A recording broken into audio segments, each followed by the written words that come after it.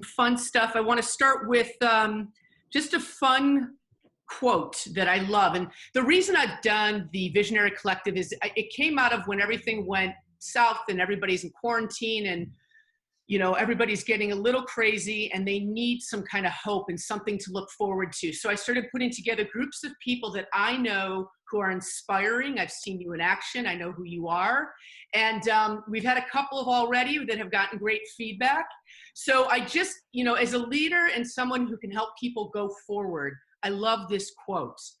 A leader takes people where they want to go. A great leader takes people where they don't necessarily want to go, but ought to be. And that's Rosalind Carter. And I hope that in the Visionary Collective, we are able to help people go where they ought to be, because it's really hard to figure out what to do next. So for everybody who's joined us today, which is quite a few, I'm really excited to have you here. I have 3 amazing people to join us. We do have a lot in real estate, but we also have people from past ones, from fashion, technology, I'm seeing people that I know. And so it's kind of crossing over different industries, which is great, and getting the word out, which I love. I want to tell you about our panelists. First, we have Sarah Gilbane. Sarah, can you wave for me? Thank you. Sarah is the CEO of Sarah Gilbane Interiors. She's named one of the top 20 next wave designers by House Beautiful and one of the Tad Homes top 20 new traditional designers. Sarah has been named one of Elle Decor's A-list designers and featured in House Beautiful, Trad Home, Lonnie, the New York Times, Elle Decor, Better Homes and Gardens, and the New York Observer. Sarah and her team have worked on a broad spectrum of designs and locations, from classic New York townhomes to waterfront estates to modern family apartments on the Upper East Side. Sarah's innate sense of style, appreciation of architecture, and respect for locale have earned her a client base in Newport, Manhattan, Palm Beach, Long Island, and Nantucket. And I'm sure it's probably even grown beyond that now, Sarah, right? Out of control. Yeah, there you go. Then we have John Wasilewski. John, could you please wave for us?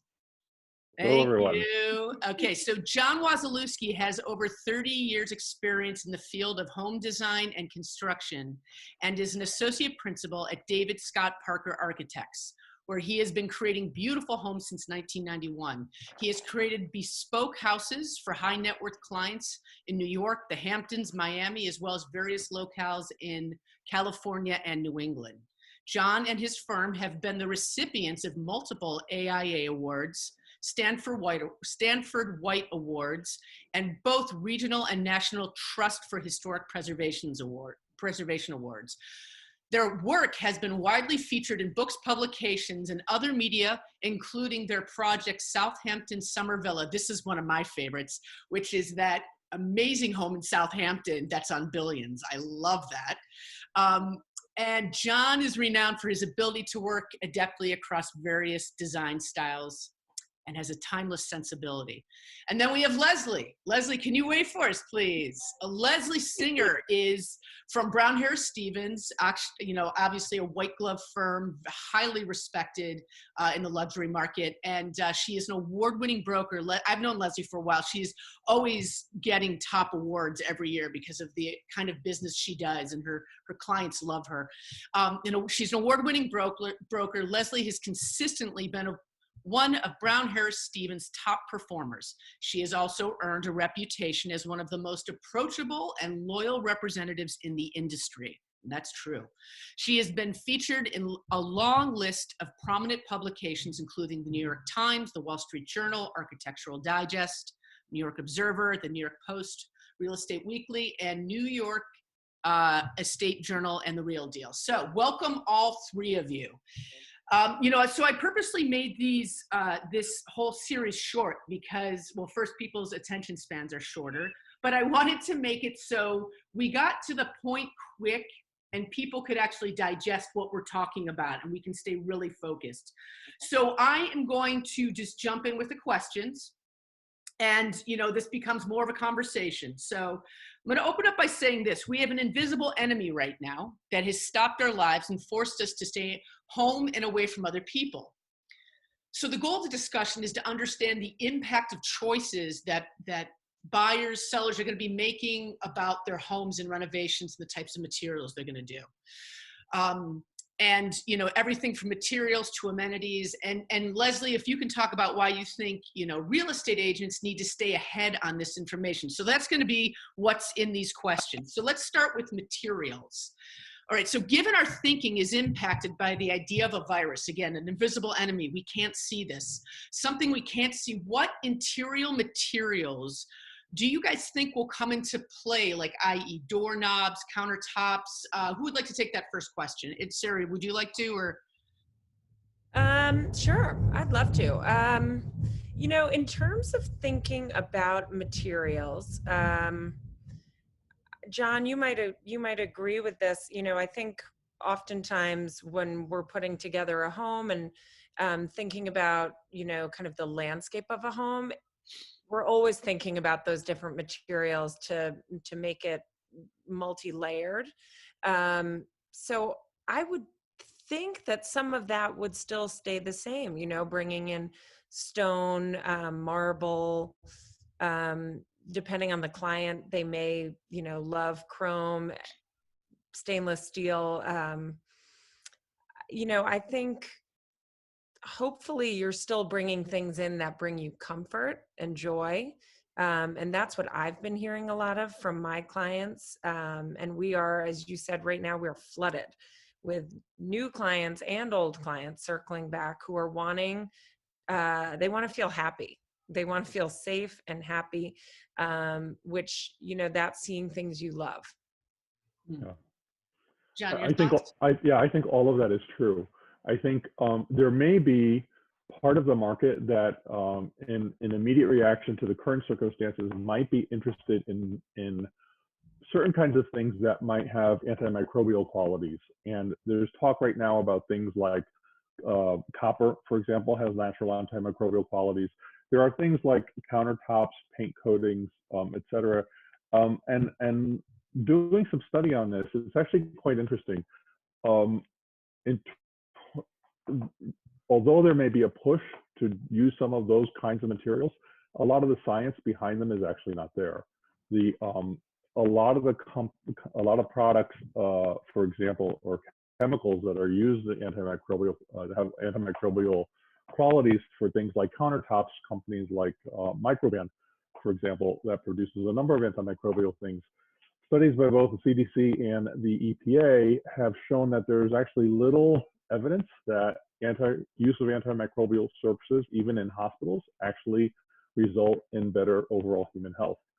And in fact, a number of the chemicals that they use, triclosan, for example, QACs, they actually have harmful qualities in terms of, some of them cause asthma, some of them can be eye and skin irritants. The production and use of these chemicals is not great for the environment. So I think if we want to be on the right side of it, the use of antimicrobials, looking at materials that way, I could see why there would be a tendency to feature those kinds of products, but I think it's not necessarily the best way to address current concerns. Got it. So if they're like, so in that case, so what kind of materials, you mentioned copper and anything that wouldn't necessarily be treated, but might be good to use, that's easier to clean and not as porous or. Absolutely. And Sarah talked about natural stone products, for example, or regular or just resilient metal products, chrome, any metal, brass. Those things are all going to be easier to clean. If you're dealing with things that are more porous, those will be more difficult. But I think overall, what's important to keep in mind is that if we think about overall human health and the use of chemicals in our built environments, the people who have stronger immune systems, people who don't have cancer, people who don't have asthma, who don't have respiratory illness, those are the people who are going to be less at risk for things like COVID-19. So if we continue to steer our built environments towards the use of natural materials that are not inherently dangerous, do not include dangerous chemicals, we're actually going to be healthier overall, and we're going to fare better during health crises like the one we have now. It's a really, really good point. Leslie, did you want to say anything on that? This is kind of where my process started thinking about, are glass doorknobs going to be back in vogue, those type of things. But what I really started thinking about is, is that Costco closet going to become that much more important? Is that, how is today going to affect our future?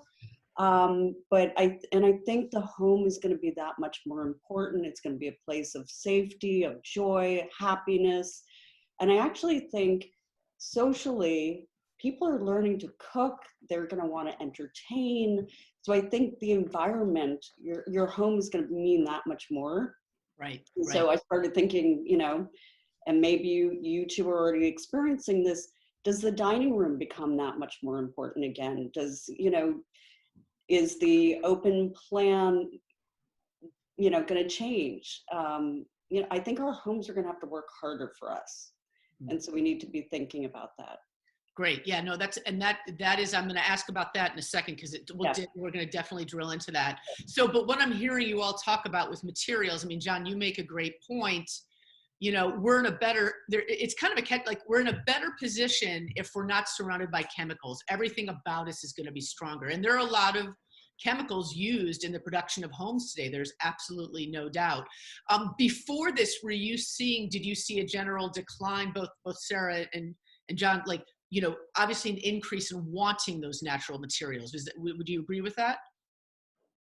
I think so. I think people now are, who's ever sat for this long in their home and stared at their own walls and their own base molding and to be doing that, and then understanding and thinking about, and maybe looking at books and magazines and thinking about, why did I like this space, and really looking at what's in it. And I think, it's the way you feel when you take a walk in the woods. Being around nature is very calming. Mm-hmm. So I think you'd want to be bringing in those natural elements into your home. And whether you layer that with then, a dash of metal to make it a little more modern feeling, or, you layer it with floral fabrics to make it cozy, that's personal taste. But I definitely think people are moving back towards not only the more natural elements, but, the handcrafted elements, things that are a little more special. Mm-hmm. Right, because they're going to be home more and they want to feel safe. So if I was a client of yours and I said, Sarah, I would really like I'm going to be working from home all the time now, no matter what. We just bought a place upstate. We're going to be working from home all the time. I want you to do my home, but I want it to be warm, but I want to be able to clean it. I want to make sure the materials are natural and easily cleaned. Like, what kind of doorknobs, what kind of knobs, what would you recommend? 3 to 5 things you would think of right away. Well, Leslie, you mentioned the glass doorknobs and a project I'm working on right now in Southampton. Okay. We're doing all glass doorknobs by Nans. And first and foremost, when you look at them, you see the craftsmanship, which is just beautiful by itself. Yeah. And then, we're looking back historically at why homes were built the way they were built, and glass doorknobs were always used to signify a bedroom door. So we're, thinking a lot about the history of home. Mm-hmm. And I would say, for you, Kristen, glass, brass. I love a whole mix of metals. Iron, copper. I just think it makes it feel really warm. And then carpeting is a big thing. So looking at your carpeting, you should go with something that's 100% wool, so you can always easily spot treat it or steam clean it, and it will last for a really long time. Probably not wall to wall. Mm-hmm. It's easier to take an area rug out and have it cleaned and brought back. Right. So, again, being in your home and being practical can still be really beautiful and really special. So, and safe, right? And safe. Yeah, I think that's what we're talking about, right? Yeah. Mm-hmm. Exactly. Right. That makes sense. I mean, it's tying it all together, right? So it's in my mind, and what Leslie's talking about, John, what you're saying, it's just what we expect, how we're going to exist in our home is definitely going to change. It's not just I'm getting up, I'm having breakfast, I'm leaving for 14 or 15 hours. It may not be that anymore. Right. You had raised the question earlier, Leslie, of the Costco closet, right? Or maybe it's the cleaning station, or maybe it's the functional home office. So it's not just an idea of an office, which is a place you'd like drop off a pile of papers and maybe once in a while you sit at your laptop, but where you may literally be working all day. Absolutely. And we have clients now who they're in their homes and they're changing spaces into functional offices where they can be for a long period of time. And I think that's going to be important for as we're looking at real estate and we're looking at market factors and what's going to be appealing to people, knowing that they have the option to be in a space that they would actually want to be in, where they can really, to your point, Sarah, where they can really be somewhere that they're going to feel good about their space that they're in, knowing that that's going to be their workspace and their home for some given amount of time. That's going to be very important. Right. Oh, sorry. I was just saying, so many of us are dealing with, you got to wherever you were going to be quarantining, whether that's home in your city apartment or upstate or Long Island. And you realized, well, I need a printer and I need a desk chair that I like. And I need, it was the first time you weren't trying to just make do, you were trying to make something efficient. So you actually could have a really productive workday in this time that's like time standing still, but it's somehow busier than ever. Yes. So I think a lot of times I try to talk to clients and explain, well, this is why it's important. Well, everybody gets it now,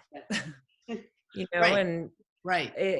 and you should have a spot that makes you happy and you have good light and it's quiet. And everyone's trying to carve out these little places in their home now. So you do your meditation on one sofa, you do your working on another sofa, and you try to eat meals at a table. So you actually have, some sort of way of differentiating the different hours of the day.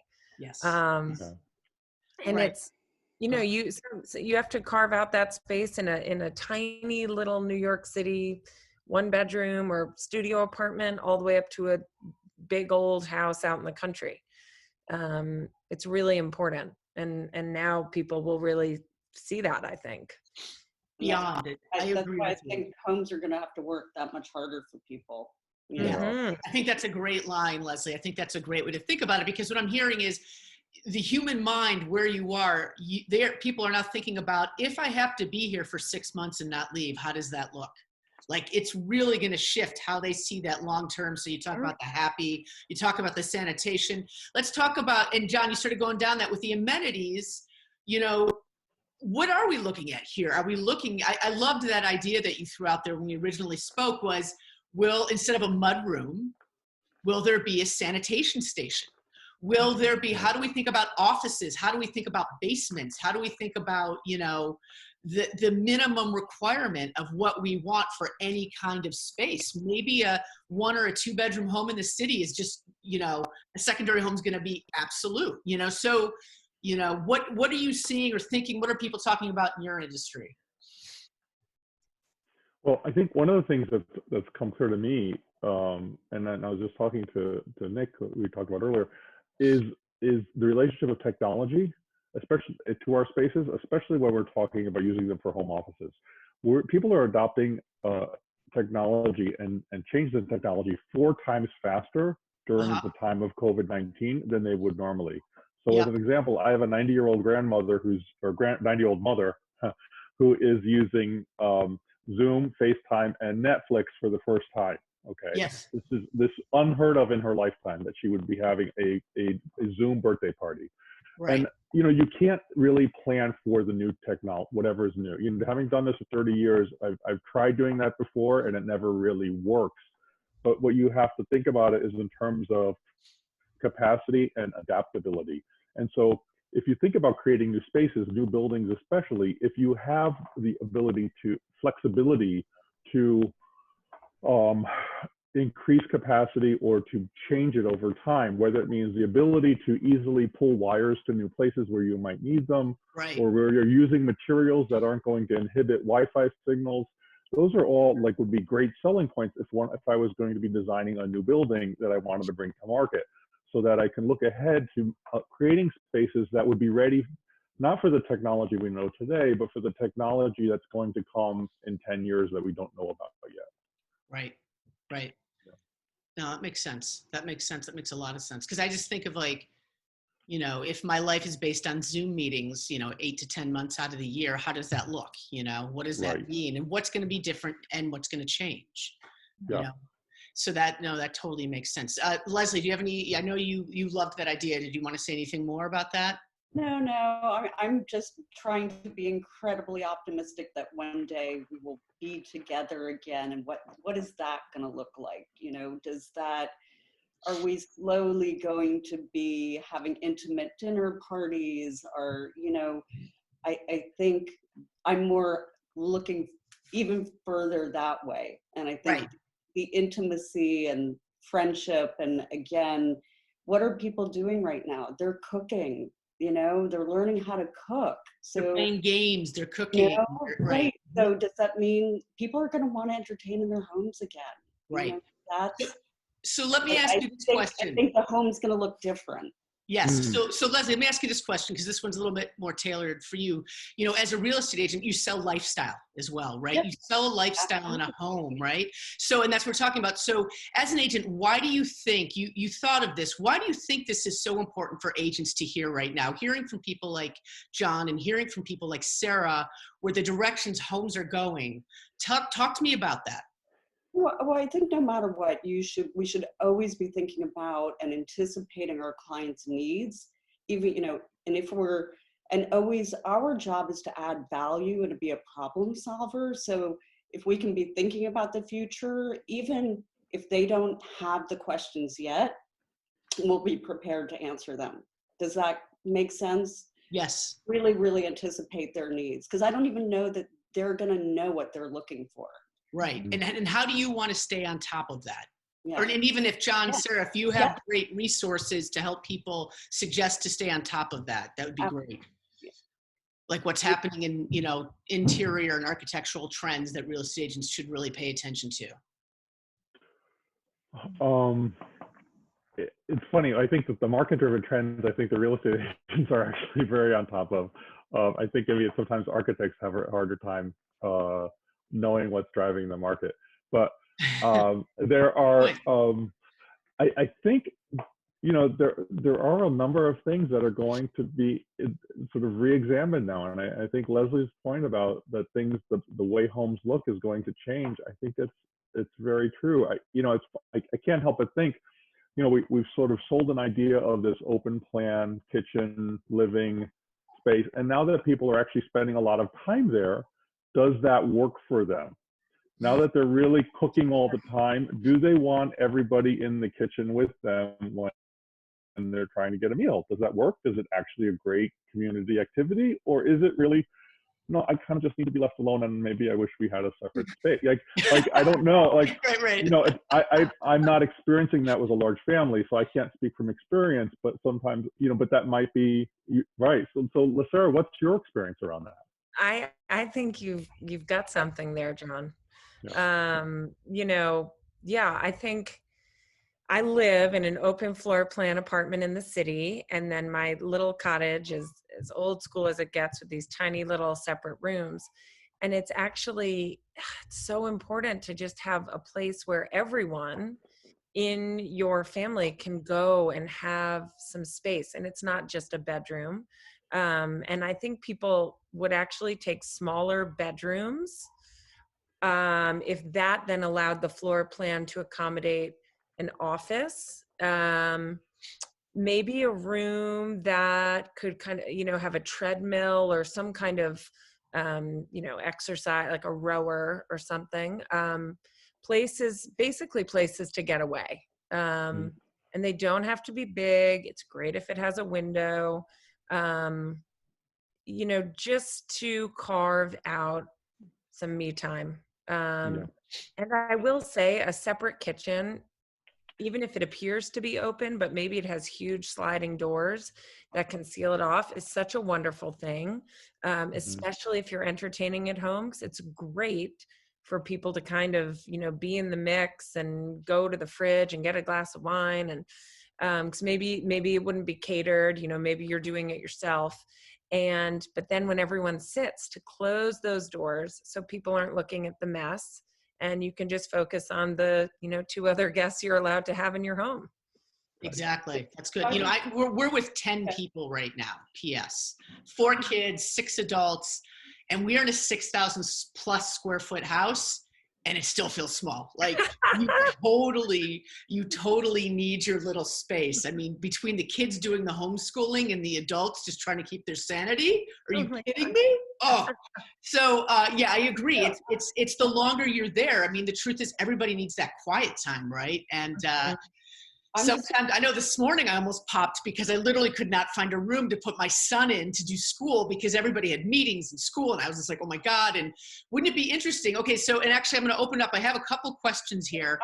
I was going to say I think we're going to go also back to pocket doors, as you were saying, Sarah, like pocket doors, open it up and you can close it. And especially for an entryway too, which could be a little sanitation or a place to keep your dog while you rinse them down, something. I mean, and, talking to customers is the most important thing. Like I was talking to a customer who said, I never noticed I do not have a door on anything. So they have no place to, no separation. Yes. So, right. Yeah. Need doors. Right. Yeah, yes, definitely.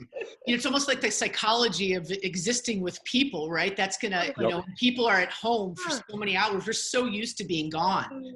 So I have a couple questions here. I do have a couple questions here. One, and Sarah, you touched on it before, the idea of working out, people may or not want to go to gyms as much. And when you're talking to your clients, what would you recommend now for anybody, John, Sarah, whoever, what would you recommend now for a real workout space? Really thinking about that if you've had that discussion. I mean, I'm currently using my kitchen. I put my little laptop on my kitchen table and I do Taryn Toomey the class. Yeah. While like staring at the rice on the floor from last night's dinner. Yeah, there you go. So, that being said. Yeah, well, that's quarantine gym, right? We all have that, definitely. I think it's really, it depends on what part of the market that you're talking about, because obviously if you're, at the very, very high end, of course, it almost goes without saying there's going to be a gym in the, of some level, even designing homes for elderly clients, they still have gyms within them.